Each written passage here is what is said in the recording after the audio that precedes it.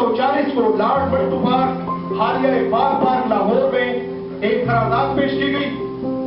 जिसको पूरी दुनिया करारदाद पाकिस्तान के नाम से जानती है, और उस करारदाद को मुतफिका तौर पर मंजूर किया गया जिसमें एक अलहदा रियासत का मुतालबा किया गया। और उस वक्त दुनिया की तारीख का ये एक अजूबा था कि तारीख के करारदाद के पेश होने के सिर्फ 7 साल बाद दुनिया की सबसे पहली इस्लामी जमहूरी रियासत पाकिस्तान दुनिया के नक्शे पर 14 अगस्त 1947 को उभरी। और अगर हम हिस्ट्री में जरा डिटेल में जाए तो हमें हमारे बुजुर्गों ने, हमारे असलाफ ने अपना तन मन धन कुर्बान करके हमें पाकिस्तान दिया, हमें एक पहचान दिया।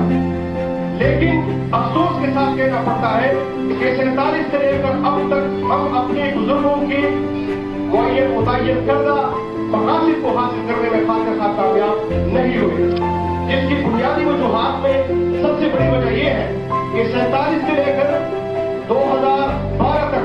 अगर हम हुकूमत पाकिस्तान की हुकूमतों की नजर डालें तो सबसे ज्यादा हुकूमतें डिक्टेटर्स ने की है, और उन डिक्टेटर्स ने अपनी कुर्सियों को मजबूत करने, अपनी हुकूमतों को दूर देने के लिए हाथ में सबसे बड़ी वजह यह है कि 47 से लेकर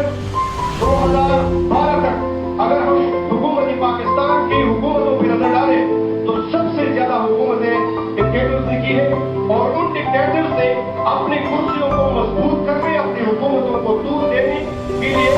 जमहूरी सिस्टम को तमाम बर्बाद कर दिया है, और मुल्क में नाम निहाद जमहूरियत पर जमींदारों और जागीरदारों ने कब्जा कर दिया है। जरूरत इस अमर की है, अगर हम पाकिस्तान को वाकई वो पाकिस्तान देखना चाहते हैं जिनका ख्वाब हमारे बुजुर्गों ने देखा था, तो हमें मुल्क की सतह पर ऐसे कानून बनाने पड़ेंगे जिन कानून के तहत इन बड़ी बड़ी जमींदारी को खत्म किया जाए और मुल्क में मुतनासिब नुमाइंदगी का तरीकाकार असम्बलियों में राइज किया जाए। जैसे कि अगर हमारे मुल्क में मजदूरों और किसानों की का तनासुब जमहूरी सिस्टम को तमाम बर्बाद कर दिया है, और मुल्क में नाम निहाद जमहूरियत पर जमींदारों और जागीरदारों ने कब्जा कर लिया है। जरूरत इस अमर की है,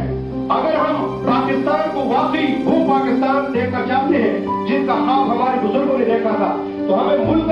की सतह पर ऐसे कानून बनाने पड़ेंगे जिन कानून के तहत इन बड़ी बड़ी जमींदारी को खत्म किया जाए और मुल्क में मुतनासिब नुमाइंदगी का तरीकाकार असम्बलियों में राइज किया जाए।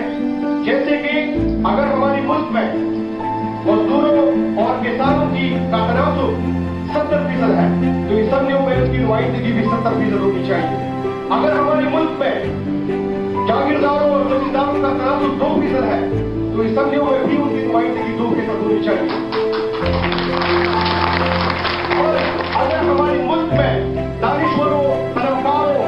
की का तनासुब 25% है तो असम्बलियों में भी उनकी नुमाइंदगी 25% होनी चाहिए। जब तक हम असम्बलियों में मुतनासिब तरीकाकार का तरीका राइज नहीं करते, हम मुल्क में न कोई मजबूत कानून बना सकते हैं और न उन कानून कवानीन को हम लागू करा सकते हैं। और जब तक हम असम्बलियों में मुतनासिब नुमाइंदगी का तरीकाकार